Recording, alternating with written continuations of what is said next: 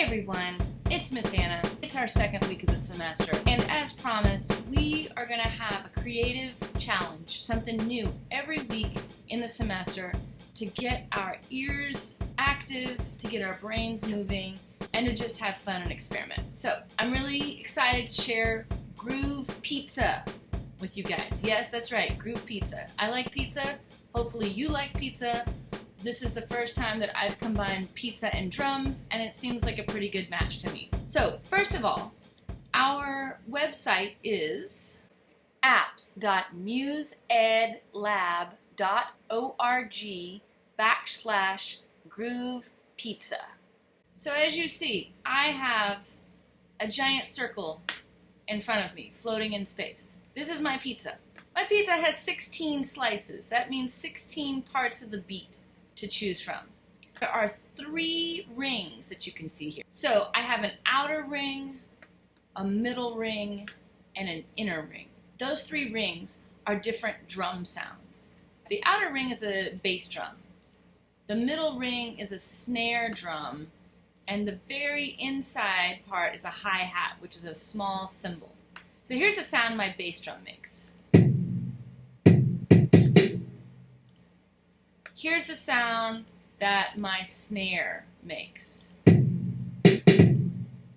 Here's the sound that my hi-hat makes. Alright, so we can hear those 3 different drum sounds. That's what we're doing. We're working with drum sounds. We're having fun. Every time you click on a dot, it adds to the pattern or takes away. If you want a super busy snare sound, if you want a super busy snare sound, you could click a whole bunch of these dots here. It connects the dots for you and adds drum hits. You can click around on these dots and see what happens, see how it sounds.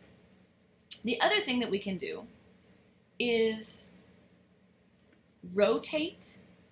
If you want to have those different drum sounds on different parts of the beat, I'm just clicking on this outer ring and dragging it left or right. I can do that for the inner one, and I can do that for the very center one. So now my beat sounds like this.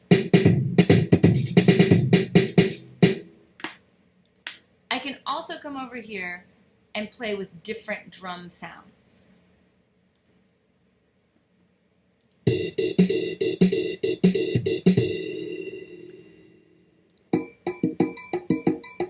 I like this one a lot.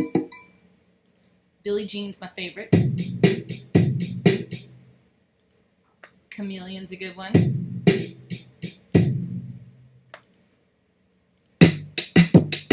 I like the drum machine kind of sound. Rock You. And here's a trap sound. Get ready for lots of hi-hat. When you decide which drum sound you like, pick one, stick with it, and then come make your pattern. We have 4 different circles down here. Each circle down here represents a measure with 4 beats in it. So maybe my first measure sounds like this. My second measure, I'm going to make some changes. I'm going to make some different shapes so that the 2 things sound different from each other. I can do that every single spot here. And sometimes I have an idea of what I want it to sound like, and so I'm trying to make a specific pattern. Maybe sometimes I don't. And I'm just going to play around with it and see what I like. Let's see what the whole pattern sounds like. You can see it switches.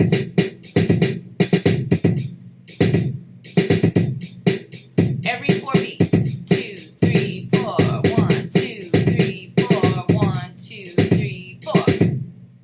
I can change how fast or slow I want my drum beat to go by going over here where it says BPM. That's a metronome. We had a metronome slider on Songmaker last week. So this is the same kind of thing, except it's a little different. When you slide down, I'm clicking and holding and going down on the screen, it makes my tempo go slower. See how the number's changing?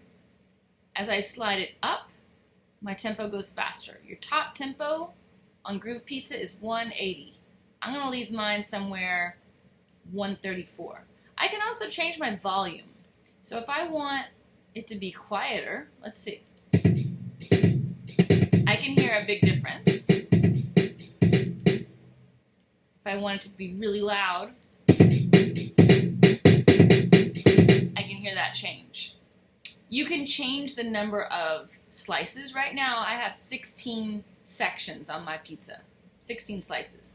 I could make it into 10 slices. And it just changes how your beat sounds.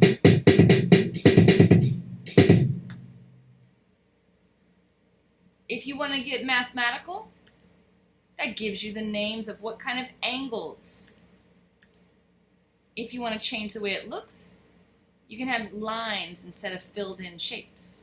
I think that's enough to get you guys started with Groove Pizza. It's fun to make different kind of drum sounds. You could even find a drum beat that matches the speed of one of your songs and play along to it.